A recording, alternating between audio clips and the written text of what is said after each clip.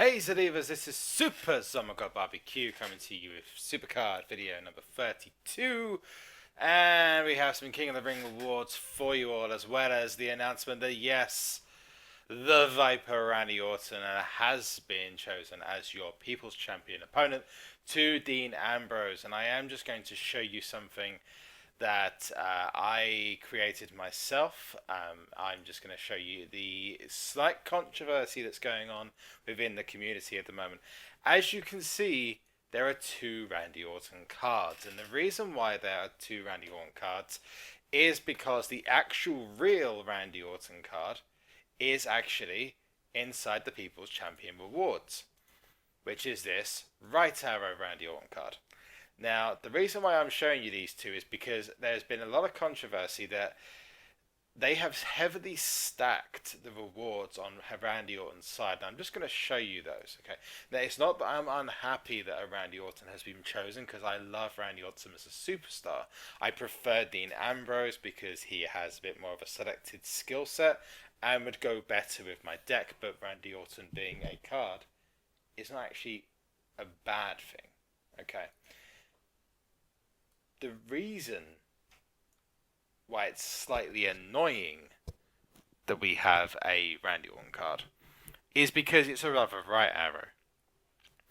Instead of changing it to match up with current storylines where he is no longer associated with the authority.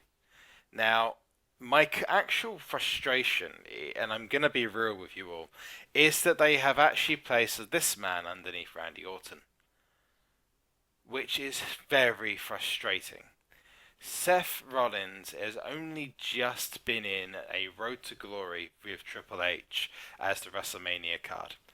Seth Rollins will give a lot of inexperienced but high-placed players in the People's Champion event a Seth Rollins Pro. Now, the reason why I'm annoyed that that's there is because Randy Orton is a very popular superstar already. This pushes it over the edge. I personally would have seen it be better that they switched the two around and actually had Seth on Ambrose's side and Roman Reigns on Orton's side. That would actually make things, I believe, a little bit more fairer. Instead, Cat Daddy have decided to stack that reward. But if you go down, you can see it's even more associated with Orton's side. You have the far more superior, although I believe not one of the greatest rewards, in Hollywood Hulk Hogan on the right hand side again for Orton, who has some decent stats, especially in charisma. And then you have Roddy Piper on Ambrose's side. And the frustration for me, especially, is the fact that, unfortunately, by doing this again, you couldn't get Roddy Piper in the last People's Champion event, because in the last People's Champion event, everyone chose a different card.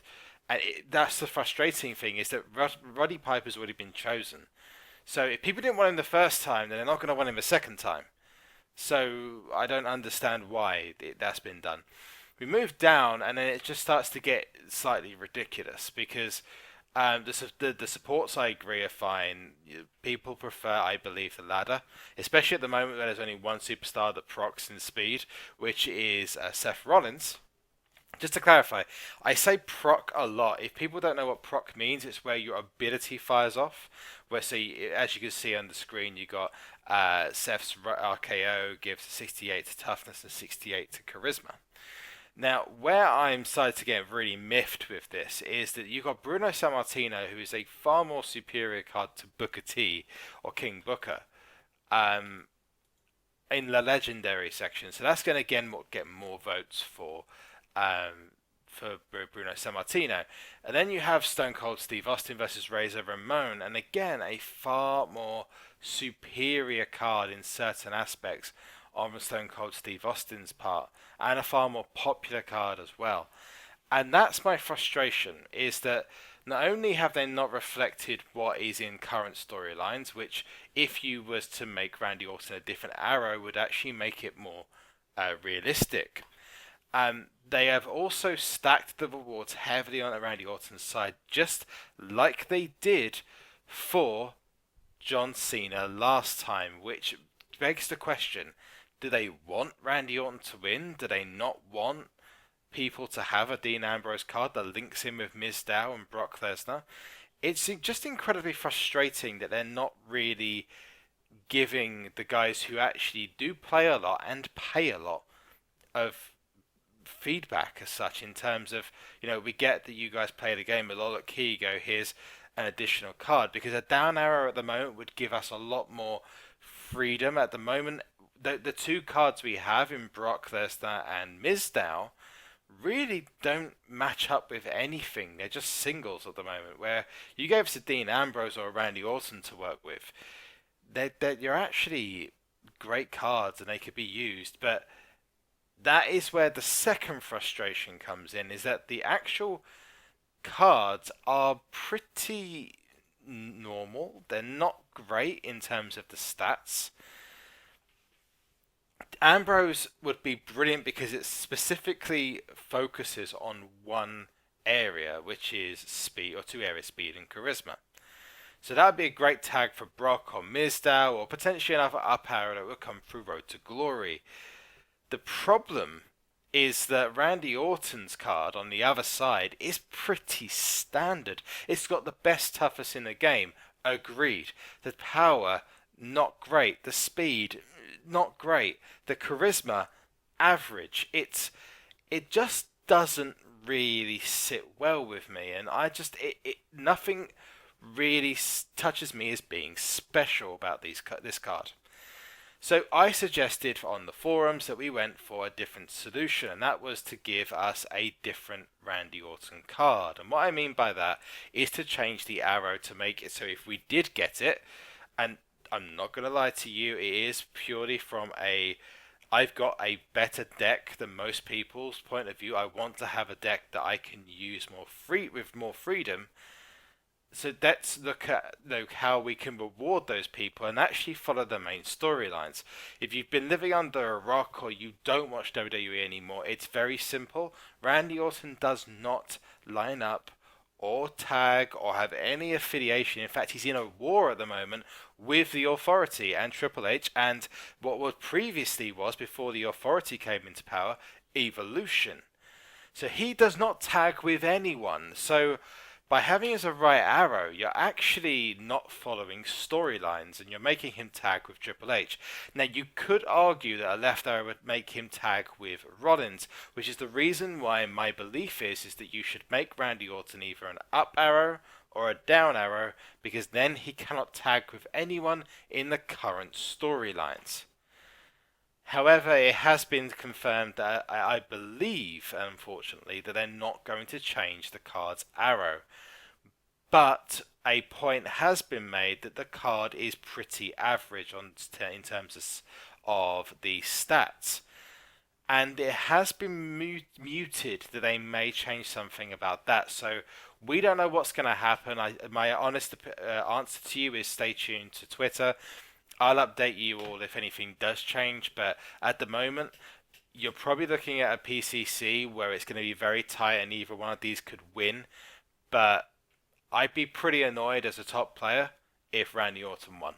I'd still get the card, don't get me wrong, but I'd be pretty annoyed if Randy Orton won with his current stats and his current arrow as it is. If they want Randy Orton to win, that's great. But give us a decent card, and we'll make him win by ourselves. We'll choose him, because that's what the event's for. It's for us to choose. Alas, without continuing too much further, I am going to do my King of the Ring rewards. And apologies if you kind of fell into that rant as such. I apologise profusely if that annoys you as such. The very simple point is I'm purely expressing an opinion which I have, and a lot of people have in the community, that they are overfilling the game with right arrow cards. I state this very simply. I am just a little bit frustrated that we are already 7 events in. We're going to be 8 events in, and we could have our 5th right arrow reward, and that just doesn't. They'd have to release everything but a right arrow in the future to actually level things out, which just doesn't really give. I mean, what happens to Bray Wyatt? What happens to some of the other cards who might be popular at the time? You know, how do you get away from that? You can't just avoid putting people in here. And I understand they've got a future plan that apparently is all awesome and amazing, but give us cards that actually replicate real stories in WWE, because this is what it's based on. But alas, less ranting, more King of the Ring action. So I am going to get my WrestleMania King of the Ring now. My hope is a Down Arrow Pro, and or a Roman Reigns would do me well, because I'm not going for top 5 this PCC, or a Diva. Now, I especially would love a Brie Bella or a Nikki Bella. Now, obviously, I need those, but any Diva would do at the moment. But personally, give me a Nikki or Brie, and I'll be so happy. In this King of the Ring, I actually teamed up with J24. We just basically went through the King of the Ring as normal, and then got to our semi-final stages and met up at the final. He then basically submitted the game for us and basically said, you know what, just have the Survivor card. So we did with that. We were in a King of the Ring with a couple of people you may know of, no one hugely recognisable, but a couple of guys who do have pro divas. One of the guys I was really surprised about was this Lamph guy here, who had the full deck and actually finished underneath Sante, so that was pretty disappointing. And Sante, actually, well done to you, because he had a full fusion lineup and ended up coming 8th, which is pretty awesome. And well done, awesome work on your Survivor card, man. So yeah, let's get the King of the Ring rewards. Let's do it now. Gonna press claim and hopefully get a Diva. It's a Roddy Piper. Everyone's getting Roddy Pipers at the moment. So got myself a Roddy Piper, which is another single. What a troll. So I'll get myself a later. So I've got myself another single, which is in Roddy Piper, which, you know, isn't a bad reward. It's another left arrow, which, you know, this is probably the only left arrow that I would have been happy with as a pro. But it's another single. Thank you all for watching. Please like, share, and subscribe. And I hope to be posting my next video on to you all by tonight. Hopefully with an update on Randy Orton's PCC situation. Anyway, if you see lots of waiting for network errors, feel free to pass on any feedback to Game Dad and Cat Daddy, because as it stands at the moment, we currently keep getting them. You've probably seen them a lot during this video. It seems to be an error with the game at the moment. But, as I said, please like, share, and subscribe. Much appreciated for you to watch. And as always, Zolive.